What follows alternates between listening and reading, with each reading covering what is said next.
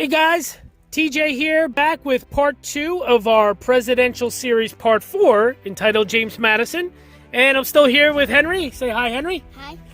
Henry got a kick out of my bee chasing story in part 1. Pretty funny stuff. So now we're going to take a look. This is pretty much all going to be about the Madison Family Cemetery. What you're seeing on your screen now, that's actually just a historical marker that actually sits outside of the property of Montpelier. It just kind of tells you that you're in the vicinity of where James and Dolly Madison lived and are buried. So that's what you're seeing here on your screen, these couple photos.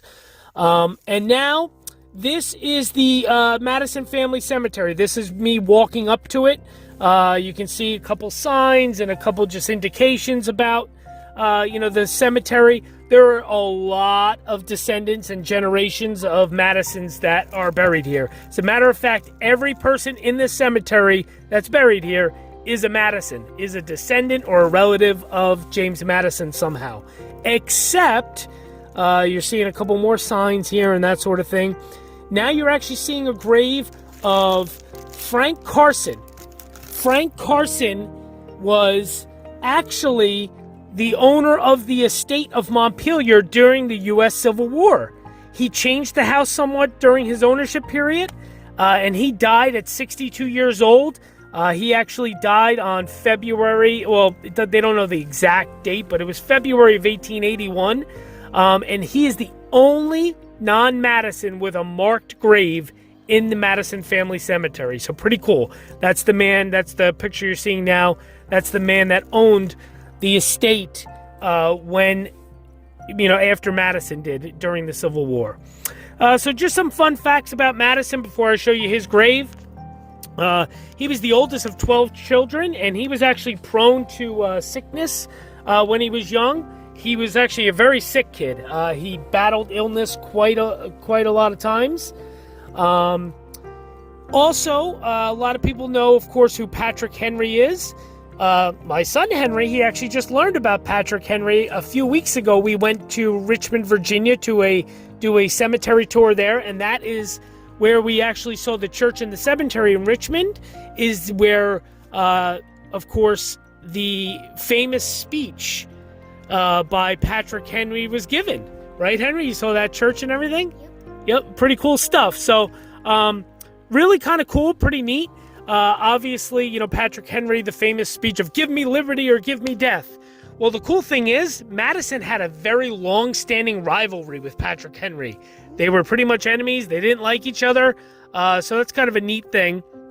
Now, some other fun facts about Madison. He was actually America's smallest president. He only was 5'4", and he didn't weigh much more than 100 pounds. Crazy, right? That's a small man. He was a very small guy. Another great fact for us New Jersey people, James Madison actually went to Princeton University here in New Jersey, and he was Princeton University's first graduate student ever. So pretty cool. That was in 1769. Pretty interesting stuff. I found that to be pretty cool. It's said, there's kind of a famous thing that he once lost an election because he didn't give alcohol to the voters. James Madison, he was a young man in 1777. He bid for election to the state's House of Delegates for Virginia. And he later wrote in some of his writings that he didn't give the voters enough alcohol, and that's why he lost. So pretty funny. Pretty interesting stuff.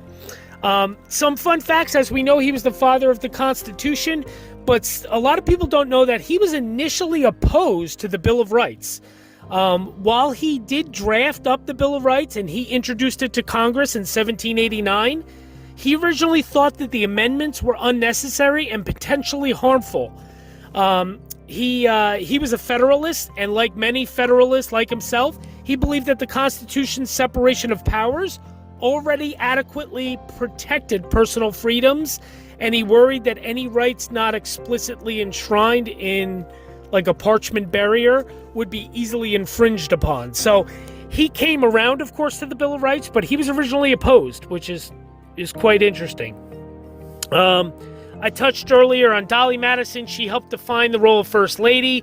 She was a very, extroverted people. She was very social. She loved having gatherings at the White House. She basically hosted the first ever inaugural ball at the White House. So she was very, very integral in basically defining that role. Kind of an interesting thing for me, at least, because I saw all the vice president's gravesites. Both of James Madison's vice presidents died in office. His original vice president, George Clinton, he died in 1812 in office. And Henry and I, in our first video ever for this channel, we went and saw George Clinton's gravesite, right, Henry? They're in Kingston, New York, a little small village up there in upstate New York. So he was his first vice president. And then his successor, Elbridge Gerry, or Elbridge Gerry, I guess some people pronounce it. He later suffered a fatal hemorrhage in 1814. So both of his VPs died in office, and after Elbridge had died, Madison never replaced him. So he went the rest of his second term with nobody as his basically as his second, man in charge. No other vice president. He was one of the only presidents to ever accompany troops into battle. He definitely did during the War of 1812. He definitely went and was in battle during that whole thing. So pretty cool stuff. I found this really interesting. He actually declined an offer to prolong his life until July 4th. He was very sick. He was 85 years old in the summer of 1836, and his doctor suggested that he take stimulants to keep him alive till July 4th, because obviously a lot of presidents had died on July 4th. But he refused. He said he didn't want to do that, and he died on June 28th, 6 days before July 4th. So pretty interesting. And at the time that he died, he was actually the last surviving signer of the U.S. Constitution. Pretty cool stuff. What else can I tell you about him? This was something I loved. Aaron Burr, who was Thomas Jefferson's vice president and very famous for the Aaron Burr-Alexander Hamilton duel, he introduced James Madison to his future wife, Dolly Madison.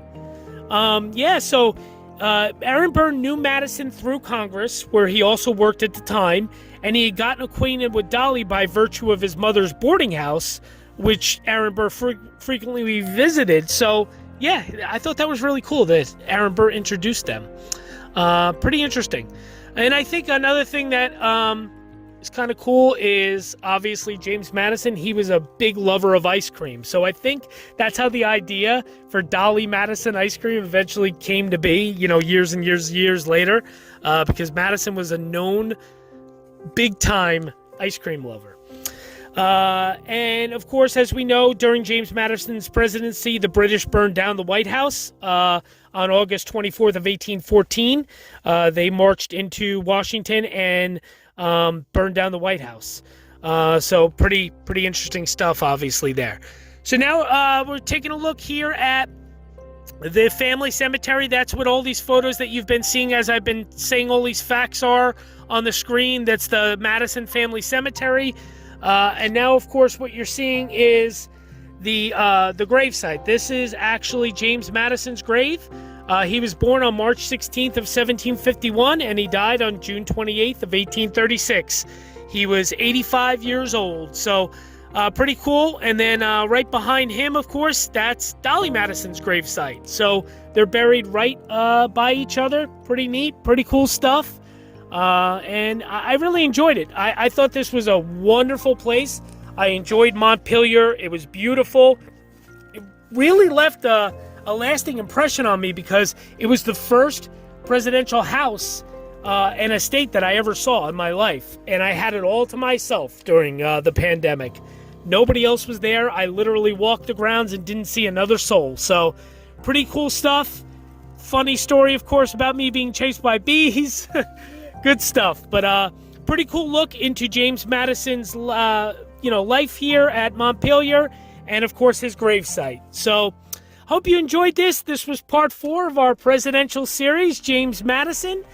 Stay tuned. Next week will be part 5, and we're just going to keep rolling on. Please subscribe, leave your comments, right, Henry? Yeah. Ask any questions below. Be happy to answer. And, that's pretty much it. Make sure you're definitely subscribed and hit that notification button. And stay tuned for next week for part 5. Thanks for joining us, guys. Thanks. Bye. Bye-bye.